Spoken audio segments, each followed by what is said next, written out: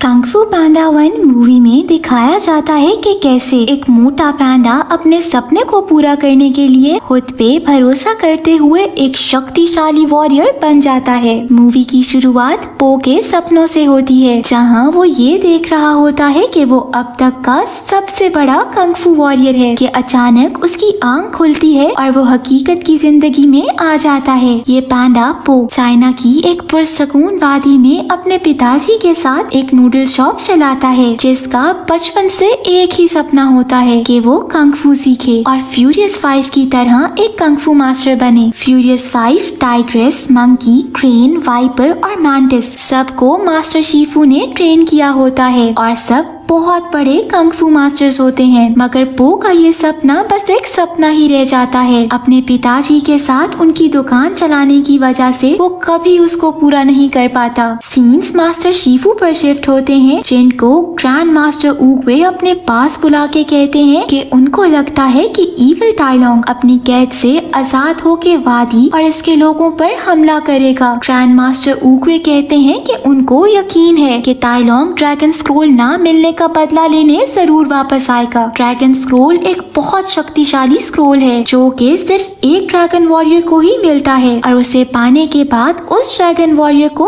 कोई नहीं हरा सकता। ये सुनते ही शिफू डर जाता है और अपने खबरी ज़ेंग को टाई लॉन्ग की गार में वहाँ के सैनिकों को सुरक्षा बढ़ाने का कहते हुए भिजवाता है। इस सब से बचने का अब वाहिद हल सिर्फ यही होता है कि ड्रैगन वॉरियर को ढूंढा जाए और इसी कारण उगवे एक परीक्षा रखता है। पो को जब पता चलता है कि उगवे आज ड्रैगन वॉरियर का ऐलान करने वाला है, तो वो होटल में मौजूद सब लोगों को परीक्षा देखने भेज देता है और खुद भी चाह ही रहा होता है कि उसके पिता उसे नूडल्स का बड़ा सा ठेला पकड़ा देते हैं ताकि वो वहाँ सबको खिला सके। परीक्षा शुरू हो जाती है। वो अपने ठेले के साथ वहाँ पहुँचता है, मगर बहुत ज्यादा सीढ़ियाँ देख के ठेला वहीं छोड़ता ऊपर चला जाता है। इधर उगवे मास्टर शिफू को कहते हैं कि आज जो भी ड्रैगन वॉरियर बनेगा वो ना सिर्फ घाटी का बल्कि सब लोगों के लिए शांति का कारण बनेगा। जब तक वो ऊपर चढ़ता है तब तक मैदान का दरवाजा बंद हो चुका होता है। इधर फ्यूरियस 5 अपने हुनर के करिश्मे दिखा रहे होते हैं और दूसरी तरफ वो अंदर आने के मुख्तलिफ हथकंडे इस्तेमाल कर रहा होता है। कोई भी तरीका काम न करने पर वो एक पटाखों की कुर्सी बनाता खुद को उस पे बांधता है और पटाखे चलाता है और उड़ता हुआ मैदान में जा गिरता है। होश में आने पर पो देखता है कि ग्रैंड मास्टर उगवे की उंगली उसकी तरफ इशारा कर रही होती है और वो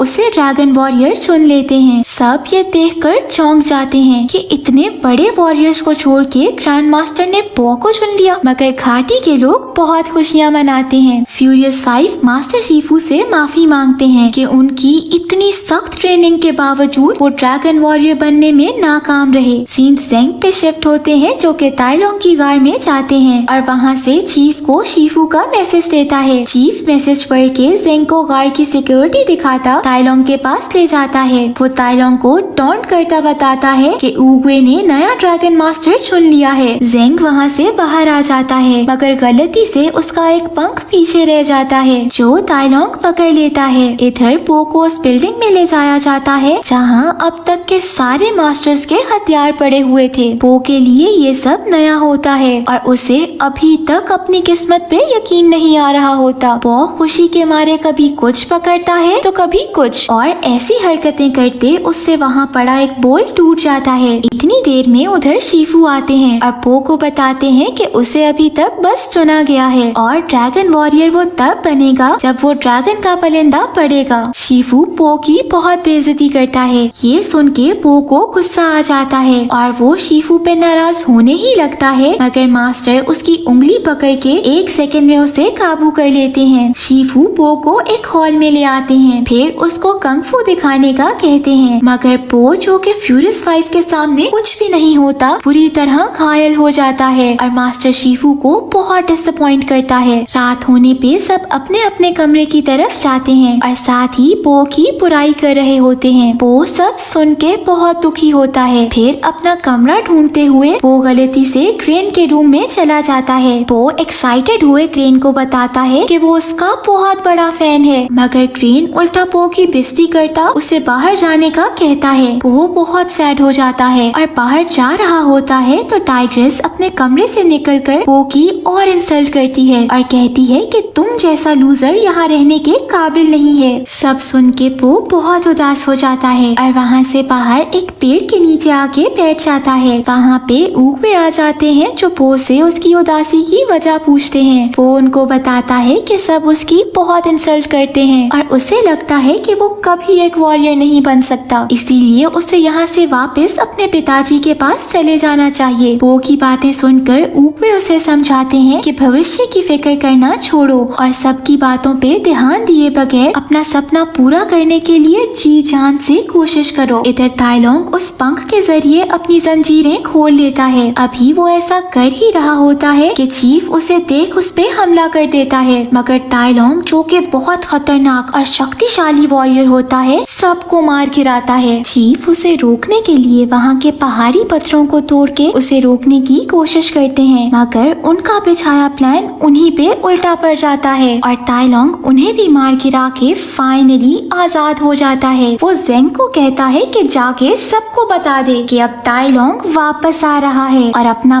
बदला लेके सबको मार गिराएगा। अगली सुबह शिफू पो को उठाने जाते हैं, मगर वो अपने कमरे में नहीं होता। ये देख सब बहुत खुश हो जाते हैं क्योंकि उनको लगता है कि वो डर के वहाँ से भाग गया है। फिर सब अपनी रूटीन की प्रैक्टिस करने टेम्पल जाते हैं तो सामने मंजर देख के एक दफा तो सबके होश उड़ जाते हैं। सब देखते हैं कि पो वहाँ पे अकेला प्रैक्टिस कर रहा होता है। शिफू को फिर बहुत गुस्सा आता है और वो उसकी हिम्मत तोड़ने के लिए उसे सब वॉरियर्स से लड़वाते हैं। पो जो कि अभी बहुत वीक होता है सबसे पूरी तरह हार जाता है। आखिर में शिफू उससे खुद लड़ते हैं और बार बार उसे नीचे गिरा देता है, मगर पो फिर से उठ के उन पे अटैक करने की कोशिश करता है। फिर शिफू गुस्से में आए पो को सीढ़ियों से नीचे फेंक देते हैं और वो काफी जख्मी हो जाता है। पो वापस अपने कमरे में आता है। मैंटिस उसके जख्मों पे मरहम लगाती उसे बताती है कि शिफू इतना पत्थर दिल नहीं था। वो उसे ताइलोंग के बारे में बता रही होती है कि इतने में वहाँ टाइग्रेस भी आ जाती है। वो पो को मजीद बताती है कि उनके सबसे बड़े दुश्मन ताइलोंग को ना सिर्फ शिफू ने ट्रेन किया था बल्कि वो उनके बेटों जैसा था। फिर ड्रैगन वॉरियर चुनने की परीक्षा में वो हार गया था और ड्रैगन स्क्रोल ना मिलने पर उसने सब पे अटैक कर दिया था, मगर ऊगवे ने उसे कैद कर लिया था और इस धोखे की वजह से शिफू बहुत सख्त हो गया है और अब वो किसी को भी कंग फू नहीं सिखाता। सीन शिफू पे वापस आता है। उसके पास जेंग आके ताइलोंग का मैसेज देता है जो सुनते ही वो ऊगवे के पास जाता है। ऊगवे सब सुनने के बाद शिफू को बताता है कि ताइलोंग को सिर्फ पो ही रोक सकता है और पो को इस काबिल बनाने के लिए शिफू को उसे कंग फू सिखाना ही पड़ेगा। ये कह के वो शिफू को अपनी छड़ी पकड़ाते हैं और खुद डिसअपीयर हो जाते हैं। यहाँ पो सबको मजेदार डिश बना के खिलाता है और सब बहुत अच्छा टाइम गुजारते हैं। अब पो की उनसे दोस्ती भी हो जाती है। पो मजाक करता सबको शिफू की नकल उतार के दिखा रहा होता है, लेकिन उतने में शिफू मास्टर वहाँ आ जाते हैं और सबको ताइलोंग के आजाद होने और ऊगवे के हमेशा के लिए चले जाने का बताते हैं। शिफू बताता है कि अब सिर्फ ड्रैगन वॉरियर ही उसे रोक सकता है, मगर पो सब छोड़कर वहाँ से वापस जाने का कहते नीचे आ जाता है। शिफू मास्टर उसे रोकते हैं, मगर पो उनकी कोई भी बात नहीं सुनता क्योंकि उसे खुद पे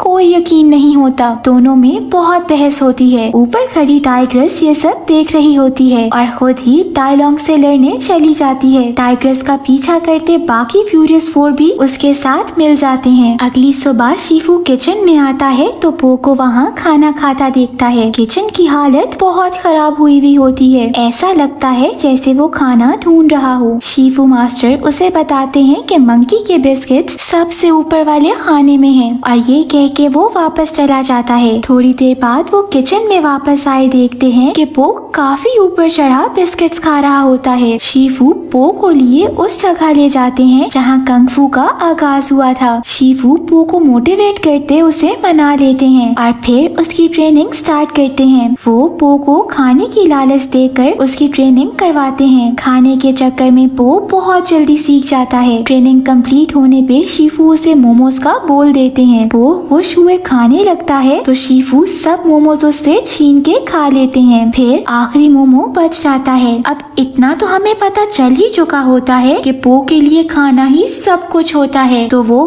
किसी सूरत आखिरी मोमो शीफू को नहीं दे सकता। मोमोज के पीछे दोनों में फाइट होती है और पो शीफू को हरा देता है। सीन्स फ्यूरियस 5 पे शिफ्ट होते हैं जो ताइलोंग से लड़ने जाते हैं। ब्रिज पे सबकी एक शानदार फाइट होती है। सब ब्रिज की रस्सियां काट रहे होते हैं कि इस तरह ताइलोंग को नीचे गिरा के मार देंगे, मगर वो टाइग्रेस को लिए ब्रिज पे ले आता है, जिसकी वजह से उनका ये प्लान फेल हो जाता है। टाइग्रेस से लड़ते ताइलोंग को आइडिया हो जाता है कि वो ड्रैगन वॉरियर नहीं है। मंकी के गलती से पो का नाम लेने से उसको ड्रैगन वॉरियर का पता चल जाता है। सब मिलके उससे लड़ते हैं, मगर ताइलोंग सबको हरा देता है और टाइग्रेस को मारता ब्रिज से नीचे फेंक देता है, लेकिन एन वक्त पे क्रेन उसे बचा लेता है। इतना पावरफुल होने के बावजूद टाइग्रेस, क्रेन, वाइपर, मंकी में से कोई भी ताइलोंग को नहीं हरा पाता। शीफू और पोल टेम्पल वापस आते हैं तो वहाँ सबको अधमरी हालत में देख हैरान हो जाते हैं। क्रेन मास्टर शीफू को सब बताता है, जिसके बाद मास्टर शीफू को यकीन हो जाता है कि अगर कोई ताइलोंग को हरा सकता है तो वो सिर्फ पो ही है, लेकिन इसके लिए उसे ड्रैगन स्क्रोल पढ़ के शक्ति हासिल करनी होगी। मास्टर शीफू पो को ड्रैगन परिंदा देते हैं। पो जब वो खोल के पढ़ता है तो वो देख के हैरान हो जाता है कि उसमें कुछ भी नहीं लिखा होता। शीफू ये देख के सबको कहता है कि घाटी को खाली करवाओ, क्योंकि कोई ड्रैगन वॉरियर ना होने पर अब वो ही ताइलोंग से लड़ेगा। फ्यूरियस 5 मिल के घाटी को खाली करवाते हैं। वो उदास वापस अपने फादर के पास चला जाता है। पो को उदास देख के उसके फादर उसे चेयर अप करने के लिए उसे एक राज की बात बताते हैं कि आज तक वो लोगों को नूडल्स की जिस सीक्रेट रेसिपी का कहते आए हैं, असल में ऐसी कोई रेसिपी ही नहीं है। ये सुनते ही वो स्क्रोल दोबारा खोलता है और उसे समझ आ जाती है कि वो स्क्रोल आपको खुद पे विश्वास करना सिखाता है। टेम्पल में मौजूद मास्टर शीफू अकेले ताइलोंग से मिलते हैं। दोनों में फाइट स्टार्ट हो जाती है। ताइलोंग अपने इतने सालों का भरा गुस्सा शीफू पे निकालता है। लड़ाई के दौरान वो ओगवे की छड़ी भी तोड़ देता है। मास्टर और स्टूडेंट के बीच बहुत इंटेंस फाइट होती है, मगर शीफू की बढ़ती उम्र की वजह से अब वो इतना स्ट्रॉन्ग नहीं होता। ताइलोंग शीफू को गर्दन से उठाए हवा में फेंकता उससे स्क्रोल का पूछता है, मगर शीफू उसे कुछ नहीं बताता। वो शीफू को मारने ही लगता है कि इतने में वहाँ पो अपने साथ स्क्रोल लिए आ जाता है। ताइलोंग पो को देख बहुत हंसता है, ऐसे जैसे उसे यकीन ही ना आ रहा हो कि ये मोटा पैंडा ड्रैगन वॉरियर है। ताइलोंग पो पे अटैक करता उसे मारता, सीढ़ियों से नीचे गिराता है और उसे घाटी में ले आता है। ताइलोंग पो को बहुत मारता है और आखिर उससे स्क्रोल ले लेता है, मगर स्क्रोल में कुछ ना मिलने पे उसे कुछ समझ नहीं आती। ताइलोंग को यकीन नहीं आता कि जिस स्क्रोल को हासिल करना उसकी जिंदगी का मकसद था, उस स्क्रोल में कुछ लिखा ही नहीं हुआ। उसके चेहरे पर घबराहट देख पो मुस्कुराता है और हीरो की तरह उठता उसकी खूब बैंड बजाता है। ताइलोंग पो पे हमला करने लगता है, लेकिन पो उसकी दरमियानी उंगली पकड़े उसे काबू में कर लेता है, जिसे देख ताइलोंग को याद आता है कि ऐसा सिर्फ शीफू मास्टर कर सकते थे। पो बताता है कि ये स्किल उसने खुद सीखा है। ये कहते ही वो ताइलोंग को मार गिराता है। सब गांव वाले बहुत खुश हो जाते हैं और पो को सम्मान करते हैं। पो फौरन टेम्पल की तरफ भागता शीफू मास्टर को जाके बताता है कि उसने ताइलोंग को हरा दिया है, मगर उनकी हालत देख पो को लगता है कि वो मरने वाले हैं, मगर शीफू मास्टर बताते हैं कि वो तो बस लेटे आराम कर रहे हैं और पो भी उनके साथ लेट जाता है और यही मूवी एंड हो जाती है।